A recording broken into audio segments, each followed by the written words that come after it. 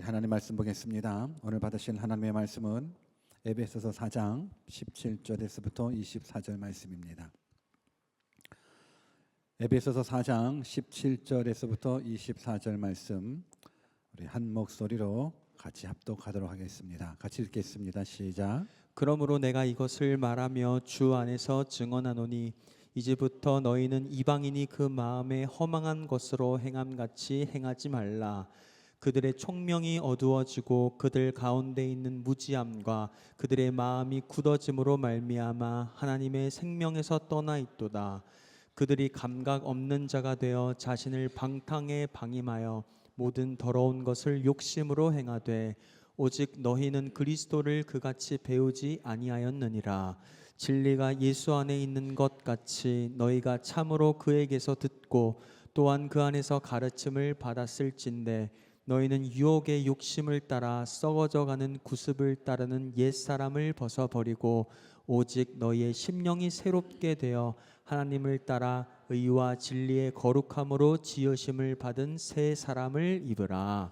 아멘. 아멘. God is good all the time. 정말 그렇게 믿으십니까? 우리 하나님은 항상 선하신 하나님이라고 믿으십니까?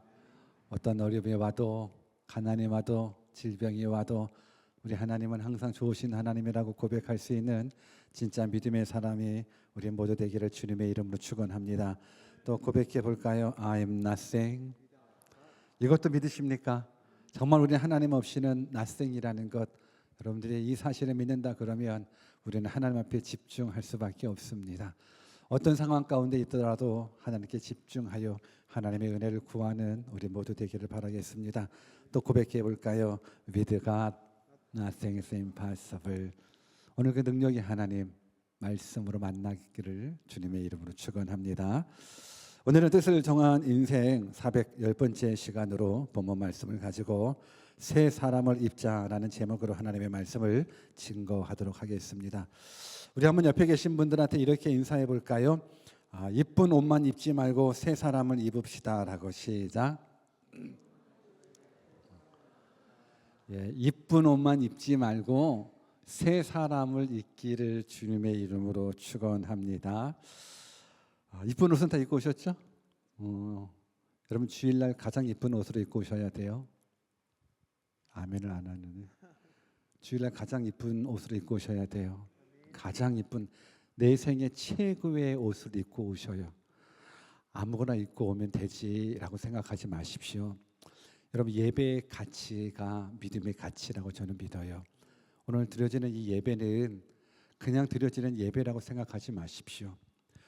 우리 하나님을 최고로 인정하는 믿음의 고백이 월십입니다. 그래서 여러분들이 그냥 머리 하나, 헤어스타일 하나, 옷 하나 신경 쓰는, 진짜 애인 만나듯 대통령 만나듯 그냥 그렇게 신경 써서 예배하는 우리 모두 되기를 주님의 이름으로 축원합니다. 근데 이쁜 옷만 입지 말고 뭘 입으라고요? 새 사람을 입을 수 있는 그리스도의 옷을 입기를 주님의 이름으로 축원합니다. 우리는 지금 계속적으로 사도 바울이 에베소 교회를 향한 외침, 고백들을, 권면들을 듣고 있습니다. 특별히 하나됨의 중요성을 사도 바울이 에베소 교회에게 말씀하고 우리에게 은혜를 주신 그 이유 또한 이 하나됨과 연결되어 있음을 말씀해 주고 있습니다. 여러분 하나님의 은혜를 받으셨습니까? 정말 하나님의 은혜를 받으셨습니까? 오늘 에베소 교인들은 하나님의 은혜를 받았습니다. 하나님의 은혜를 받았다라고 이야기했었을 땐 두 가지를 생각하게 됩니다. 먼저는 구원의 은혜입니다. 나 같은 죄인을 죄에서 사망에서 지옥에서 구원해 주신 그 구원의 은혜, 이 은혜가 이 세상에서 가장 큰 은혜입니다. 그래서 이 은혜를 받은 사람에게 하나님은 또 다른 은혜를 주시는데 그 은혜가 바로 사명의 은혜입니다. 직분의 은혜입니다. 오늘 하나님께서는 여러분들 각자 수고할 수 있는, 봉사할 수 있는 귀한 직분들을 맡겨주셨으리라 생각을 합니다. 우리 한번 더 옆에 계신 분들한테 이렇게 인사해 볼까요? 하나님은 당신에게 어떤 직분을 맡기셨습니까? 한번 인사해 볼까요? 시작. 여러분 어떤 직분을 맡기셨습니까? 맡긴 직분 잘 감당하고 있습니까? 여러분 우리를 구원해 주신 그 은혜만 감사할 것이 아니라 우리를 구원해 주시고 직분까지 사명까지 허락해 주신 그 은혜에 대해서도 감사해야 될 줄 믿습니다. 많은 사람들은 직분을 감당하는 모습을 힘겨워합니다. 버거워합니다. 왜냐하면 수고해야 되니까, 봉사해야 되니까, 헌신해야 되니까. 구원받는 거는 기쁨으로 받겠지만 교회에서 일은 안 할래요. 근데 이 사람은 하나만 알고 둘은 모르는 사람이에요. 여러분 이 은혜가 얼마나 큰지 아십니까? 저는 초등학교 때의 기억 중에 선생님이 제 이름을 부르면서 심부름 시키신 그 일이 저에게는 참 감사였어요. 감동이었어요. 제시가, 제 이름이 정제식이에요. 제시가 교무실에 가서 출석부 좀 가져올래? 그러면 뭐야 우리 선생님이 내 이름을 아시네? 내 이름을 부르시네? 나에게 일을 맡겨주셨네? 그런 감사가 있어요. 감격이 있어요. 여러분들은 어때요?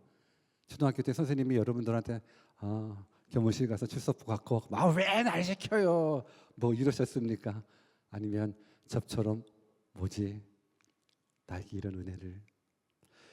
여러분 선생님이 나를 알고 나를 기억하고 나에게 일을 맡긴 거에 대해서 이 초등학생이 저에게도 그게 참 큰 감사였고 감격이었는데 만약 대통령이 여러분들을 만나 이런 일 좀 해줄 수 있겠니? 라고 묻는다 그러면 이게 얼마나 큰 또 영광일까요? 그렇죠?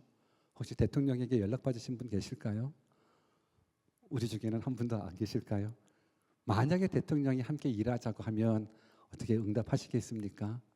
기쁨으로 응답하겠죠. 그럼 생각해 보십시오. 만왕의 왕이신 그 하나님이 여러분들을 불러서 이 구원 사역에 동참할래?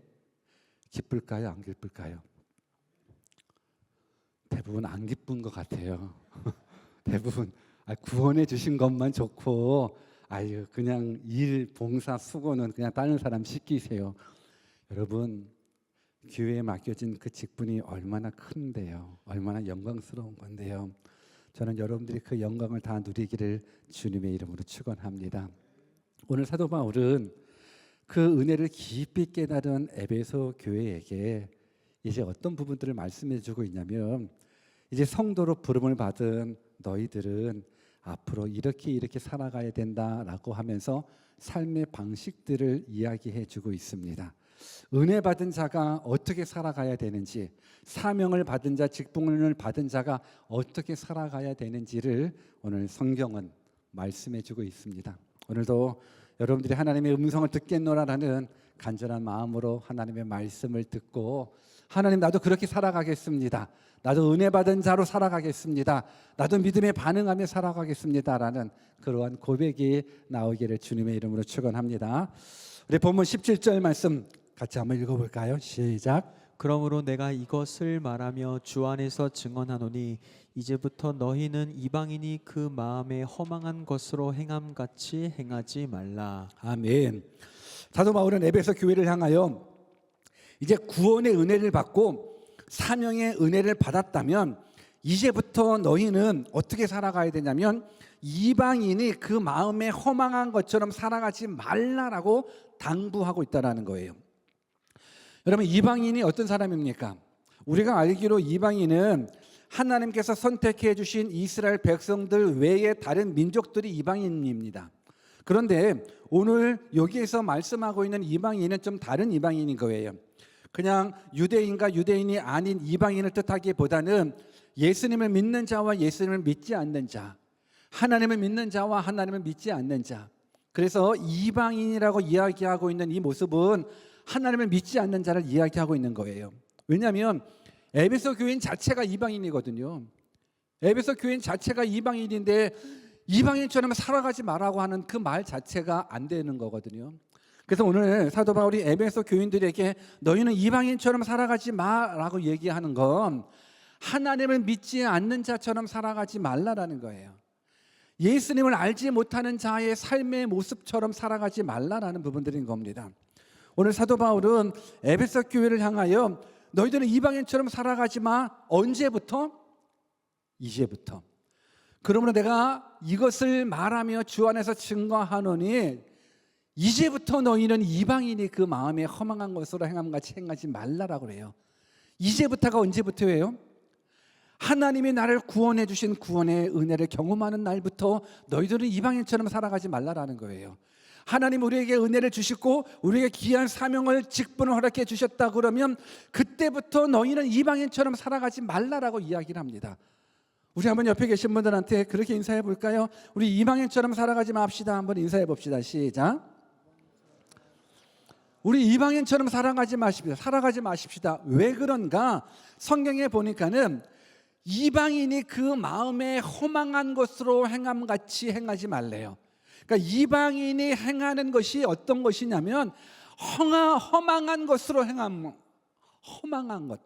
여기서 허망한 것이라는 부분들은 뭐냐면 공허함, 어리석음, 방향을 잃은 상태가 허망한 상태인 거예요.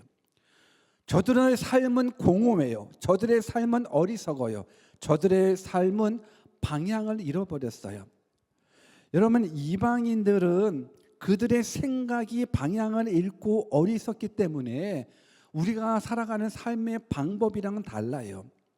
여러분, 이방인들의 마음은 어리석기 때문에 그 어리석음으로 나온 반응이 뭔지 아십니까? 성경을 한번 읽어볼까요? 시편 14편 1절입니다. 같이 한번 읽을까요? 시작. 어리석은 자는 그의 마음에 이르기를 하나님이 없다 하는도다. 그들은 부패하고 그 행실이 가증하니 선을 행하는 자가 없도다. 이게 이방인들의 특징인 거예요. 허망한 삶을 살아가는 사람의 특징인 거예요. 어리석은 자의 특징인 거예요. 어리석은 자가 어떤 특징을 가지고 있냐면 어리석은 자는 그 마음에 이르기를 어떻게 해요? 하나님이 있다 없다? 하나님이 없다 하는도다. 어리석은 자는 허망한 이방인들은 하나님이 없다 하고 있어요. 하나님이 없다라고 살아가니까 그들의 삶은 부패해요. 그들의 행실은 가증하고 선을 행하는 자가 없게 되는 거예요. 저는 여러분들이 어리석은 자가 아니기를 주님의 이름으로 축원합니다. 하나님은 있다 없다? 있다. 하나님은 존재합니다. 온 우주 만물을 창조하신 전능하신 하나님은 살아계시다. 존재하다라는 거예요. 여러분, 하나님이 없다라고 생각하니까 그 삶은 어떤 삶이냐면 그들의 삶은 부패할 수밖에 없어요. 그들의 삶은 오로지 영생이 있음도 알지 못하니까 100년 미만의 짧은 이 세상에 포커스 맞추며 살아갈 수밖에 없어요. 사랑이신 하나님을 모르니까 저들은 사랑이 없어요. 선이신 하나님을 모르니까는 선한 일을 행한 능력도 이유도 찾아갈 수가 없어요. 그래서 사도 바울은 구원받은 너희들은 이제 직분을 받고 사명을 받은 너희들은 이제 이방인처럼 잘못된 생각으로 살아가지 말라라고 권면해 주고 있습니다. 여러분들, 우리 이방인의 허망함처럼 살아가지 않았으면 좋겠습니다. 하나님 살아계십니다. 하나님 살아계십니다. 여러분, 하나님이 살아계시지 않고서는 이 세상에 존재하지 못합니다. 창조주 하나님은 살아계십니다. 오늘 그 하나님은 우리가 믿고 있는 겁니다. 아멘입니까? 오늘 이방인의 삶의 모습을 사도 바울이 좀 더 구체적으로 이렇게 표현해 주고 있는데 우리 18절 말씀을 또 한번 같이 읽어볼까요? 같이 읽습니다. 시작. 그들의 총명이 어두워지고 그들 가운데 있는 무지함과 그들의 마음이 굳어짐으로 말미암아 하나님의 생명에서 떠나 있도다. 여러분, 이방인들의 특징, 하나님을 알지 못하는 이방인들의 특징을 이 18절 한 구절에 몇 가지로 표현되고 있냐면 네 가지의 모습으로 표현되고 있어요. 그러니까 이 네 가지의 모습 속에서 혹시 내가 그 모습이 있는지도 여러분들 한번 잘 살펴봤으면 좋겠어요. 먼저 사도 바울이 이방인들에 대해서 구체적으로 어떤 모습을 얘기해 주고 있냐면 저들은 총명이 어두워졌대요. 그리고 무지하대요. 그리고 마음이 굳어졌대요. 그리고 생명에서 떠났대요. 네 가지 중에 여러분들에게 포함된 영역이 있을까요? 한번 잘 생각해 보세요. 총명이 어두워졌다, 무지하다, 마음이 굳어졌다, 생명에서 떠났다. 저는 이 네 가지의 영역이 여러분들하고 상관없기를 주님의 이름으로 축원합니다. 여러분, 저들에게 있어서 총명은 어두워졌대요. 총명이 어두워졌다라는 건 영적인 눈이 가리워진 상태예요. 마치 안개 낀 모습처럼 진리가 제대로 보이지 않는 상태가 총명이 어두워졌다라는 거예요. 물론 이 세상의 학문에 대해서, 지식에 대해서 뛰어난다 할지라도 총명이 어두워졌다라는 건 영적인 눈이 가리워진 거예요. 영적인 눈이 가리워지니까는 영이신 하나님을 저들이 만나볼 수가 없는 거예요. 그리고 저들을 어떻게 표현하냐면 무지했다, 무지함으로 표현해주고 있어요. 저들은 하나님을 아는 지식이 없습니다. 하나님을 아는 지식이 없으니까 저들이 가지고 있는 지식은 어떤 지식이에요? 세상을 향한 지식밖에는 없어요. 하나님에 대해서 무지하니까, 영생에 대해서 무지하니까 저들이 생각하는 가치는 이 세상에 대한 가치에 갇혀 살았어요. 무슨 말씀인지 이해되십니까? 저들의 무지함은 하나님에 대해서 무지하고 자기들이 경험한 것, 자기가 배운 것들은 다 어디에 포커스 맞춰요? 100년 미만의 짧은 이 세상에 포커스 맞추며 살아가고 있는 거예요. 그래서 이방인들의 특징이 이 무지함인 거예요. 그리고 이방인들의 특징 중에 한 가지가 마음이 굳어졌다라는 표현을 해주고 있어요. 여러분, 마음이 굳어졌다라는 건 감각이 무감각해졌다라는 거예요. 감각이 무감각해졌다라는 건 하나님에 대한 심판조차 두려움을 갖지 않는 거예요. 죄를 지어도 죄의식을 갖지 않는 거예요. 죄에 대해서 무감각하기 때문에 그래요. 우리는 죄에 대해서 민감해야 돼요. 우리 그리스도인들은 죄에 대해서 민감해야 되는데 죄에 대해서 이방인처럼 마음이 굳어져서 무감각해졌다라는 부분들인 거예요. 이런 마음이 굳어지는 상태이기 때문에 죄를 죄로 인식하지 못해요. 무엇보다도 하나님의 심판에 대한 두려움이 없어요. 여러분, 하나님의 심판에 대한 두려움이 있을까요? 무슨 심판 얘기를 해요. 그냥 복 얘기해 주시면 안 돼요. 그냥 예수님 잘 믿고 이 땅에서 그냥 잘 되는 그 복만 얘기해 주세요. 심판 같은 거 얘기해 주지 마시고요. 만약에 그렇다면 그 사람들이 이방인들이 가지고 있는 이 마음이 굳어진 상태인 거예요. 마음이 굳어지다 보니까는 하나님에 대한 심판에 대한 두려움이 없어요. 여러분, 하나님의 심판은 지옥이지 않습니까? 여러분, 지옥이라는 말은 끔찍한 거예요. 이 세상에서 지옥은 너무너무 두려운 곳이에요. 너무너무 무서운 곳이에요. 근데 이방 사람들의 마음은 굳어지다 보니까는 이 지옥에 대한 두려움도 없어요. 지옥이라는 단어를 아주 그냥 편안하게 사용해요. 어떤 모습, 저들은 지옥이라는 단어를 왠지 강한 자, 멋진 자의 모습으로 표현을 해요. 지옥이라는 걸 아주 멋진 모습으로 표현을 하는 거예요. 막 얼굴에 막 희한하게 막 그림을 그려가면서 나 지옥에 대한 모습으로 옷도 마찬가지인 거예요. 막 지옥을 연상시켜가면서 왜 세다, 강하다, 멋있다 라는 부분들로 지옥을 아름답게 묘사하고 세게 묘사하고 있는데 왜 그래요? 마음이 굳어졌기 때문에 그래요. 마음이 굳어져서 무감각해져서 그래요. 여러분, 지옥이라는 말은 함부로 얘기하기조차도 두려운 것이 지옥이에요. 그런데 이 세상은 그 지옥을 너무 미워했어요. 아름답게, 강하게, 멋있게 표현해요. 오죽하면 피자까지도 헬 피자가 나왔겠어요.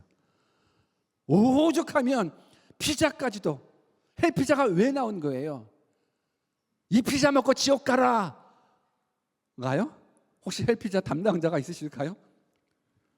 여러분, 지옥에 대한 이 묘사들을 보십시오. 맛있다, 강하다, 지옥을 아름답게, 세게. 여러분, 우리는 지옥이라는 단어를 사실 함부로 입에 담을 수 없을 만큼 지옥은 두려운 곳이에요. 그런데 이 지옥이 저들에게는 두렵지가 않아요. 왜 그래요? 마음에 두려움이 없어서 그래요. 왜 마음에 두려움이 없어요? 마음이 굳어졌기 때문에 그래요. 오늘 이방인들이 그래요. 오늘 우리도 동일할 수 있어요. 여러분, 지옥에 대한 것, 죄의 삭스에 대한 것, 죽음에 대해서 우리가 두려움을 갖지 않는다 그러면 우리가 구원받음에 대한 감사를 깨달지 못해요. 나 같은 죄인이 구원받을 수 있다라는 그 감사와 감격이 누구에게 있냐면 내가 지옥에 갈 수밖에 없는데 지옥에서 영원히 고통받을 수밖에 없는 나를 하나님께서 구원해 주셨다라는 그 감사가 있어야 하나님의 은혜에 반응할 수 있다라는 거예요. 오늘 지금 사도 바울은 너희가 은혜를 받았다 그러면 이제는 이방인처럼 살아가지 말라면서 이방인에 대한 표현들을 그렇게 해줘요. 그리고 18절에 뭐라고 표현해주고 있어요? 하나님의 생명에서 떠났다라고 얘기해주고 있어요. 이방인들은 생명에서 떠난 사람들이에요. 왜 그런지 아십니까? 생명의 근원은 하나님이십니다. 하나님에서 떠난 자는 생명에서 떠난 자예요. 하나님에서 떠난 자는 영원한 생명에서 떠난 자이기 때문에 이방인들에 대한 표현을 쓸 때에 하나님의 생명에서 떠났다라는 표현을 쓰는 거예요. 여러분, 생명은 예수님이십니다. 우리 성경 읽어볼까요? 요한복음 14장 6절이죠. 같이 읽습니다. 시작. 예수께서 이르시되 내가 곧 길이요 진리요 생명이니 나로 말미암지 않고는 아버지께로 올 자가 없느니라. 여러분 믿으십니까? 아멘. 예수님이 길이고 진리요 생명이라는 거 믿으십니까? 근데 생명이신 예수님이 없기에 저들은 생명에서 떠나 있는 거예요. 여러분, 생명에서 떠났다라는 것보다 더 슬픈 건 없어요. 내가 사업이 망했어요, 슬퍼요? 아니, 사업이 망한 것보다 더 슬픈 건 생명에서 떠난 거예요. 내가 건강을 잃어버렸어요. 건강을 잃어버린 것보다도 더 슬픈 건 생명에서 떠난 거예요. 여러분, 생명은 이 세상에 있는 그 모든 것 중에 가장 최고의 가치 있는 거예요. 생명 없으면 소용이 없어요. 아무리 돈이 많으면 뭐예요? 생명 없으면 돈이 우리에겐 의미가 없는 거예요. 아무리 세상에서 성공하고 출세하면 뭐예요?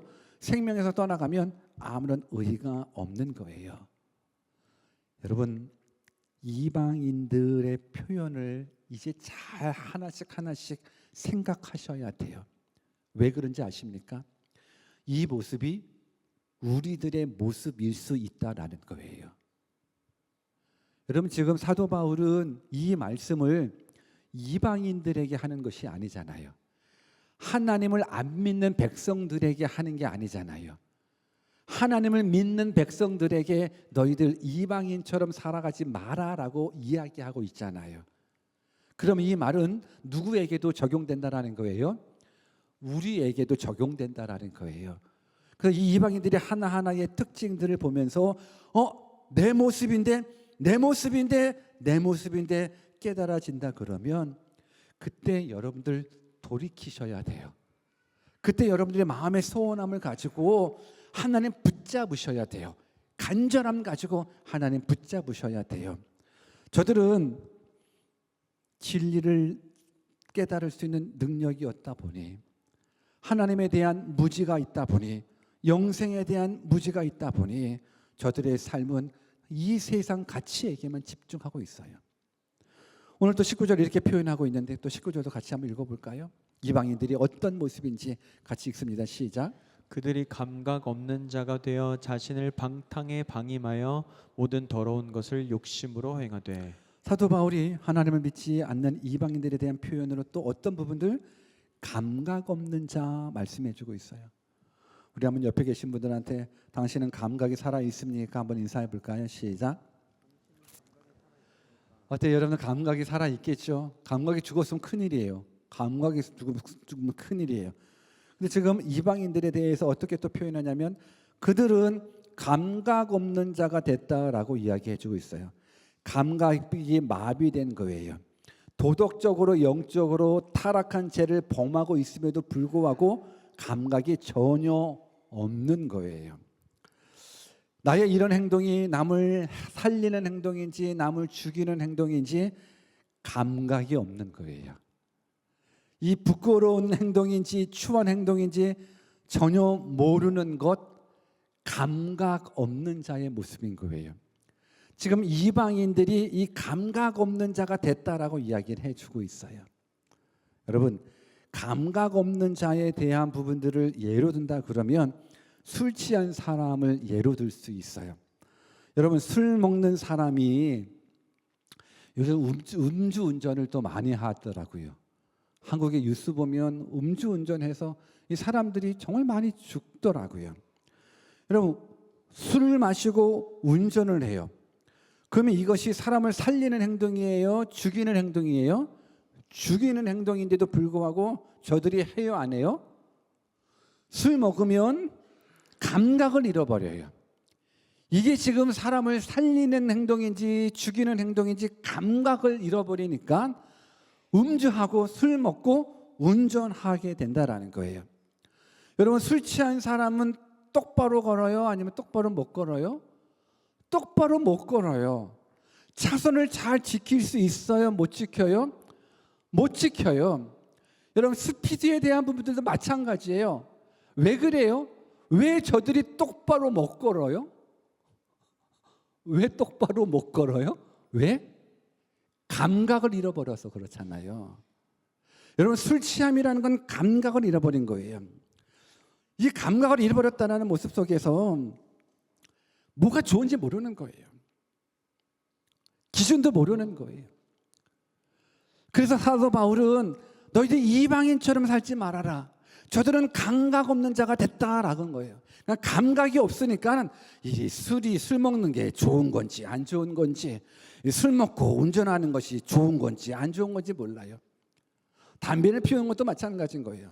담배를 피우는 것이 좋은 건지 안 좋은 건지 몰라요. 근데 사실 알아요. 담배를 피우는 것이 안 좋은 건 알아요. 안 좋은 거 알면서도 담배를 피워요. 왜 그런지 아십니까? 감각이 없기 때문에 그런 거예요. 이것이 안 좋은지 알면서도 그것이 감각 없는 나의 모습이 되는 거기 때문에 그래요. 여러분, 간음을 행하는 것이 나쁜 줄 알면서도 기회가 되면 간음을 하려고 그래요. 누가요? 세상 사람들이요. 이방인들이 그래요. 왜 그래요? 오늘날 성문화가 오픈됨으로 말미암아서 이제 이방인들은 더더욱 더 감각 없이 행동하게 돼요. 그래서 저들의 가치는 감각이 없다 보니까는 술 먹는 것, 담배 피는 것, 음란한 생활을 하는 것, 이것이 죄인지 아닌지 모른 채, 아니 죄라고 알면서도 그냥 따라가는 것. 왜? 세상적인 가치에 갇혀 살아가는 것. 그래서 사도 바울은 그들이 감각 없는 자가 되어서 어떻게 한대요? 자신을 방탕에 방임했다라고 이야기를 해주고 있어요. 오늘 너무 심각한 얘기 하나요? 근데 이 얘기는 들으셔야 돼요. 왜 들으셔야 되는지 아십니까? 여러분들은 하나님으로부터 은혜를 받은 자이기 때문에 그래요. 구원의 은혜를 받은 자, 사명의 은혜를 받은 자는 이방인처럼 살아가면 안 되니까 사도 바울이 에베소 교인들을 향해서, 그 은혜를 받은 교인들을 향해서 너희들은 이방인처럼 살아가지 마. 이방인들이 어떤 사람인 줄 알아? 이런 사람이야, 이런 사람이야, 이런 사람이야. 저들은 감각 없는 자가 되어서 자신을 방탕에 방임하는 사람이야. 여러분, 이 말은 뭐냐면, 이 표준 세번역에 보니까는 이렇게 표현하고 있어요. 19절을 그들은 수치의 감각을 잃고, 그런 걸 모르고 수치의 감각을 잃고 자기들의 몸을 방탕에 내맡기고 탐욕을 부리며 모든 더러운 일을 한다라고 이야기해주고 있어요. 이게 이방인들의 특징이라는 거예요. 자신의 몸을 방탕에 맡기는 것. 그럼 방탕이 뭐냐 이거죠. 내 몸을 방탕에 맡기는 거예요. 내 몸을 하나님께 의지하기보다, 내 몸을 하나님께 맡기기보다 내 몸을 방탕에 던져버리는 거예요. 이방인들의 모습인 거예요. 방탕이란 절제 없음을 뛰어넘어서 쾌락을 추구하는 행위를 방탕이라고 하는 거예요. 절제를 뛰어넘어서 쾌락을 추구하는 행위, 절제해야 되는데 절제를 뛰어넘어서 쾌락만을 추구하는 행위가 방탕인 거예요. 욕망을 조절하지 못하고 쾌락을 위해서 무엇이든지 하는 행위가 바로 방탕이라는 거예요. 내 몸과 마음이 망가지든 말든, 내 가정이 망가지든 말든 내 쾌락을 위해서 절제하지 못하는 것이 방탕이라는 거예요. 여러분, 이것이 이방인들의 특징인 거예요. 내 몸이 망가지던 말던 내 쾌락을 위해서 방탕에 내 몸을 던지는 거예요. 그게 술이 됐고, 그게 담배가 됐고, 그게 마약이 됐고, 그게 가정이 무너지던 뭐하던 내 쾌락을 위해서 절제하지 못하는 것, 이것이 이방인들의 표현, 이방인들의 특징이라는 거예요. 근데 우리는 이렇게 살면 된다, 안 된다? 안 된다라는 거예요. 오늘 우리는 우리의 몸을 방탕에 맡기면 안 되는 거예요. 왜 우리가 교회 공동체 가운데에서 홀리5를 주장할까?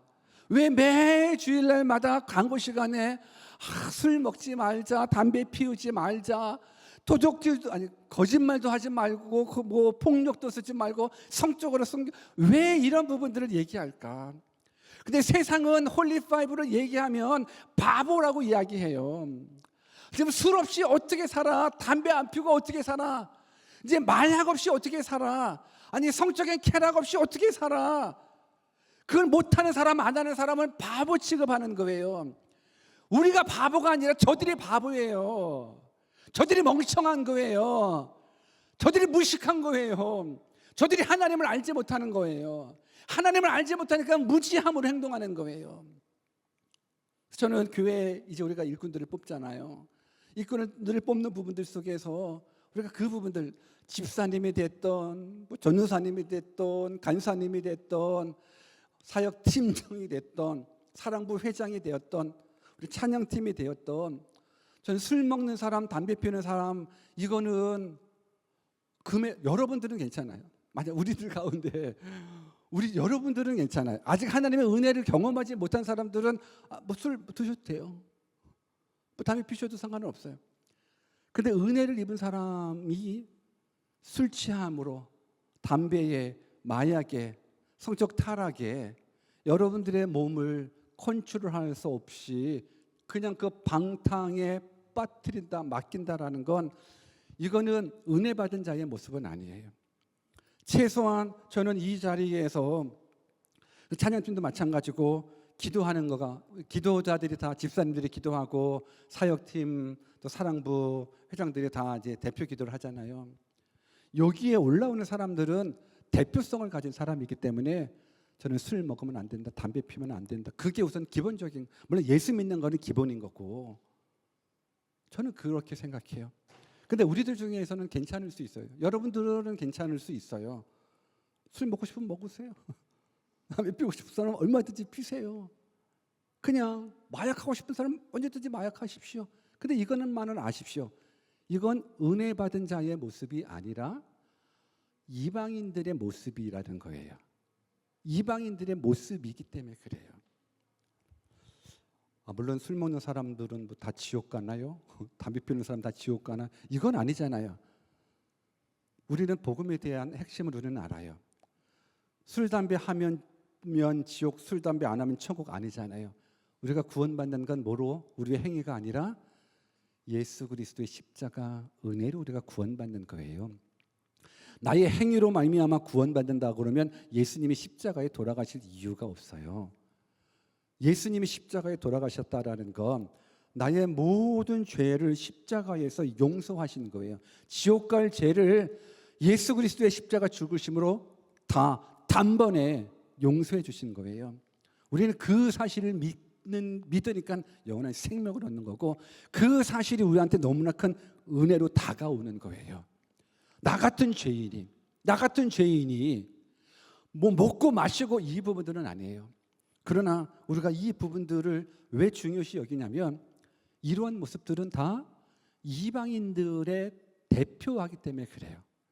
이방인들의 모습이 감각 없는 자가 돼서 자신을 방탕에 방임하여 모든 더러운 것을 욕심으로 행하기 때문에 그러는 거예요. 여러분들, 우리는 참 하나님의 은혜를 제대로 깨달았으면 좋겠어요. 이걸 율법으로 접근하지 않았으면 좋겠어요. 교회 다니면 예수 믿으면 담배 피우면 안 된다며, 술 먹으면 안 된다며. 아니, 그래서 저는 여러분들에게 그런 거 뭐 피지 마라, 먹지 마라, 뭐 하지 마라 이거 말고 하나님의 은혜만 깨닫게 해주십시오를 기도했으면 좋겠어요. 하나님의 은혜를 깨닫기만 한다 그러면 이건 재미가 없어요. 하나님의 은혜, 나를 구원해 주신 하나님의 은혜를 깨닫기만 한다 그러면 그건 재미가 없어요. 술이 재미가 없어요. 담배가 재미가 없어요. 왜 사람들이 술을 찾고 담배를 찾고 마약을 찾고 성적 쾌락을 찾냐면 재미가 없어서 그래요. 이 세상에 소망이 없어서 그러는 거예요. 근데 우리는 소망이 있잖아요. 우리는 영혼의 소망이 있는 사람들이에요. 우리는 예수 믿는 사람인 거예요. 그러니 저는 여러분들이 이제 이방인처럼 감각 없는 자가 되어서 자신을 방탕에 방임하는 사람이 아니라 이제 은혜 아는 자로, 은혜 입은 자로, 무엇보다도 하나님께서 나에게 구원의 은혜를 베풀어 주셔서 이렇게 맡겨진 사명까지 허락해 주심에 대해서 감격하면서 이제는 여러분들이 예수 그리스도로 옷 입는 자가 되었으면 좋겠어요. 여러분, 지나가다가 군복을 입은 사람들은 누굴까요? 이거 너무 어려운 질문일까요? 지나가다가 군복을 입은 사람은 누굴까요? 군인이더라고요. 여러분, 경찰복을 입은 사람들은 누굴까요? 너무 어려워요? 경찰이더라고요. 소방관 옷을 입는 사람들은 누굴까요? 소방관이더라고요. 옷이 그 사람을 딱 표현해 주잖아요. 그럼 우리는 어떤 옷을 입어야 돼요? 그리스도로 옷 입어야 돼요. 그 세상 사람들이 우리가 그리스도로 옷 입는 모습을 보면서 그리스도인이네 알아채야 된다는 거예요. 근데 많은 사람들이 그리스도로 옷 입지 않아요. 그리스도 옷 입지 않아요. 새 사람을 입어야 되는데 새 사람을 입지 않아요. 아까도 말씀드린 대로 지금 사도 바울이 에베소 교회에게 이 설교를 하고 있는 건 뭐예요? 이 레터를 쓰고 있는 이유는 뭐예요? 교인들 중에 이방인이 있다라는 거잖아요. 교인들 중에 이방인이 있다라는 거예요. 저는 개인적으로 이 세상에서 가장 행복한 사람은, 우리 한번 옆에 계신 분들한테 이렇게 인사해볼까요? 당신입니다. 한번 인사해볼까요? 시작. 이 세상에서 가장 행복한 사람들은 옆에 계신 분들이에요. 이 세상에서 가장 행복한 분들은 여러분들이에요. 여러분들은 누구인지 알아요? 여러분들 예수 믿는 사람이기 때문에 그래요. 여러분, 예수 믿는 사람이 이 세상에서 가장 행복한 사람이에요. 예수 믿는 사람들이 이 세상에서 가장 복받은 사람이에요. 아멘이 없는 거 보니까 제 생각만인가요? 여러분, 예수 믿는 사람들이 가장 행복한 사람이에요. 예수 믿는 사람은 영혼의 생명을 소유한 사람이에요. 예수 믿는 사람은요, 미래가 보장된 사람이에요. 예수 믿는 사람들은 천국이 보장된 사람이에요. 예수 믿는 사람들은 죽음의 두려움이 없는 사람이에요. 예수 믿는 사람들은 환경에 상관없이 감사할 수 있는 사람이에요. 그러니 예수 믿는 사람들이 제일 행복한 사람이에요. 그런데 제일 불쌍한 사람은 교회 다니면서 예수님을 믿노라고 하면서도 여전히 이방인의 모습을 가지고 있는 사람이 저는 제일 불쌍한 사람 같아요. 밖에 있는 사람보다도, 밖에 있는 이방인보다도 더 불쌍한 사람은 교회 안에 있는 이방인들이 제일 불쌍해요. 밖에 있는 사람, 이방인들이 뭐 선교의 대상 1순위, 2순위, 3순위라고 그러면 교회 안에 있는 이방인들은 선교의 대상 0순위예요. 교회 안에서 여전히 예수님을 믿노라, 나는 모태신앙이다, 여전히 교회에 10년 다녔다, 20년 다녔다, 늘 예수님을 믿노라고 고백하지만 여전히 이방인들의 모습을 따라하는 모습, 이방인들의 가치, 이방인들의 모습, 이방인들의 특징에 벗어나지 못하는 사람, 이 사람이 이 세상에서 제일 불쌍한 사람인 거예요.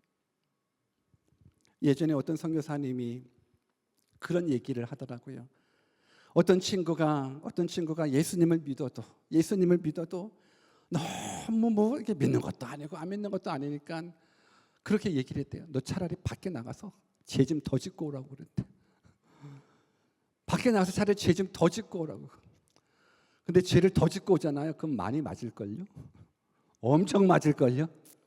근데 그렇게라도 좀 하나님의 은혜를 좀 경험하고 오라. 여러분들, 우리는 예수 그리스도로 옷 입는 자예요.